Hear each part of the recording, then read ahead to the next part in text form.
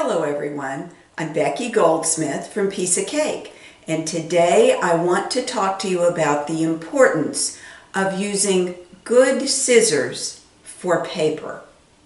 Too often we choose our most awful pair of scissors when we're cutting out shapes from paper, whether it be templates or English paper pieces or whatever. That's not really a good choice. Give me a minute and I'll show you why. I teach classes a lot, and I have seen people bring out paper scissors that look similar to this or worse. Now, why would these not be great? Because these are my scissors and I do use them for cutting twine or cardboard or other things. Why would I not use these for fine cutting? For one thing, if the scissor is too big, the blades are wider and longer, and typically the pivot point, the screw that holds the blades together, is farther from your hands. Often, as with these, the mechanism sticks, and sometimes, there's hitches when you cut. All of those things combined make these a poor choice for fine cutting. The same thing here. The place where you're actually cutting with the scissor is so far away from your hand, it requires a lot more focus to maintain control of the cut. These are kids' scissors. They were never intended for fine cutting, and they might actually cut paper, but they're not going to do a superb job of it. None of these would be good choices for, say, cutting out templates or cutting something like this. So this is an English paper piece pattern from my hand sewing adventure. These shapes all need to be cut apart, and they need to stay nice. You don't want to ruin any one of the shapes when you're cutting it apart. That means you need to use good scissors. The good paper scissors that I would recommend would be any of these or something similar to it. Now, this is Karen K. Buckley's Perfect Scissor. It's her craft scissor. Both blades are smooth, and the scissor itself is smaller, has a comfortable grip. The screw that holds the blades together is closer to your hand, which moves the cutting area closer to your hand so that you have more control. These are a nice scissor. The Elan is another scissor that I've used a lot. It has a very comfortable grip. Now, this is a 5-inch embroidery scissor. You could use any of these for fabric. I just prefer these scissors for paper because they're smooth bladed and they're not an exorbitantly priced scissor. So this is a pretty, I think of the 3 scissors here, this one is the least expensive. Now, it's got nice big grips, especially for those of you who have bigger fingers or arthritis. That's nice. Same thing is true with the Karen K. Buckley ones. The blade is short, they're sharp, they're easy to control. This is another nice scissor. Now, the other scissor, and this is newer, that I have just started using, this is made by Kai. It has a pretty nice grip. It's pretty big. It's not huge, but it's pretty big.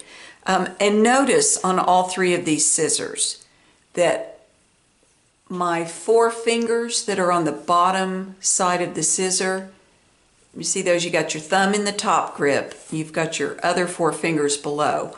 Of these 4 fingers, try cutting with your index finger in front of that bottom grip. On nearly every scissor that you cut with, I think you'll find it gives you more control. So I've got these in my hand. What I want you to notice about these 2, because these scissors look a lot alike, but this scissor is longer. The screw that holds the blades together is actually closer to your fingers, which moves the cutting action closer into your hand. I like that a lot. The other thing is that the blade itself, the cutting area, is longer by at least a ½ inch, maybe more. Now, why is that good?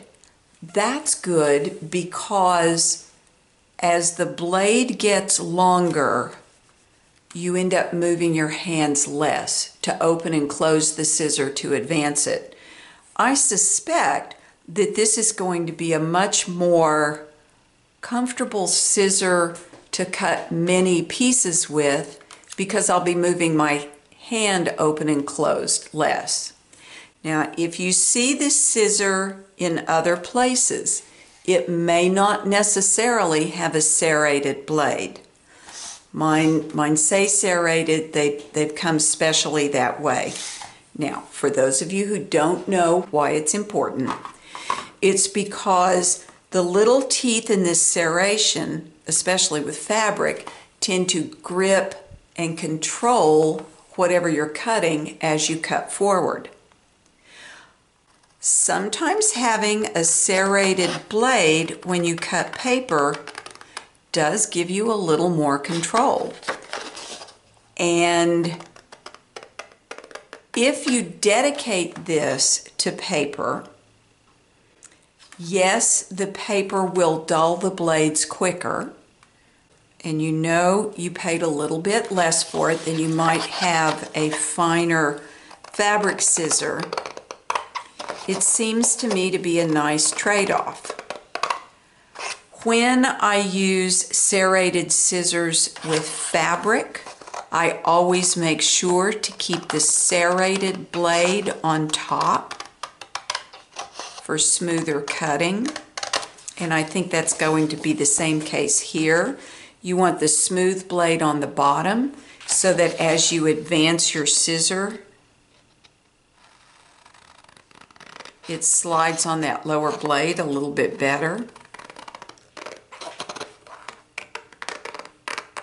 Just like that. Now, these are all nice scissors, and I would recommend any one of them.